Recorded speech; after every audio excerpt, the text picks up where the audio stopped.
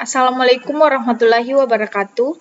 Perkenalkan, nama saya Sri Handayani Gusna, Stambuk 130 2019-0404, kelas B4. Prodi Teknik Informatika, Fakultas Ilmu Komputer, Universitas Muslim Indonesia. Project 2, Rekayasa Perangkat Lunak Berbasis Objek. Analisa dan buatlah pemodelan tentang problem area dari spesifikasi kebutuhan pengguna aplikasi sistem yang berjalan terhadap studi kasus. Rancang bangun sistem informasi rekam medis klinik berbasis web. Studi kasus, Klinik Utama Meditama Semarang. Jenis-jenis diagram UML.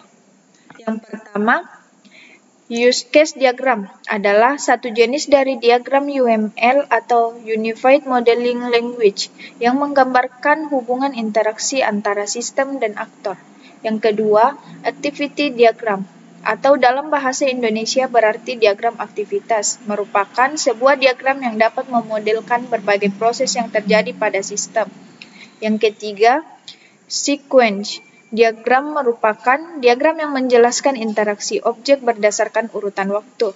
Yang keempat, kelas diagram atau diagram kelas merupakan suatu diagram yang digunakan untuk menampilkan kelas-kelas berupa paket-paket untuk memenuhi salah satu kebutuhan paket yang akan digunakan nantinya.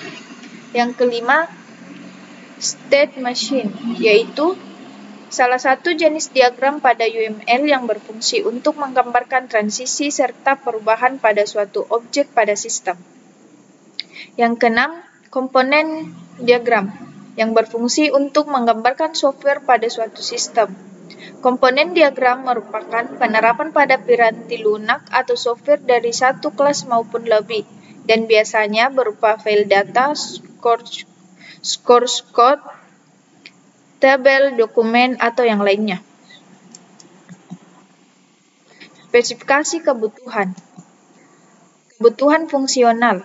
Sistem dapat menginput data pasien, sistem dapat menginput data dokter, sistem dapat menginput data kunjungan pasien, sistem dapat menyimpan data pasien, data dokter, data kunjungan pasien, sistem dapat mengubah data pasien, data dokter, data kunjungan pasien, sistem dapat menghapus data pasien, data dokter, data kunjungan pasien, sistem dapat mengunduh laporan data pasien dan data penyakit, sistem dapat menambah, menyimpan, mengubah, menghapus jadwal praktek dokter.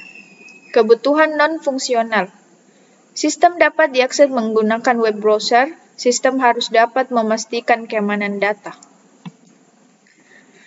Use case diagram. Use case diagram sistem. Untuk mengelola data rekam medis, admin login agar dapat memasukkan data, mengubah data, menghapus data, membuat laporan data pasien dan penyakit, dan mengatur jadwal praktek dokter seperti pada diagram. Use case diagram user. User yang ingin melihat informasi rekam medis seperti data pasien, data dokter, jadwal dokter, laporan data harus login terlebih dahulu, seperti pada diagram.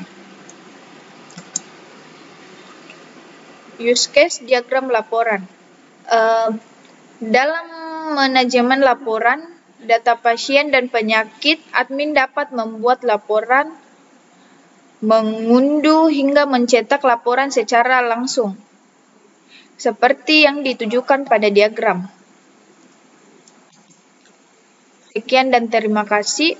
Assalamualaikum warahmatullahi wabarakatuh.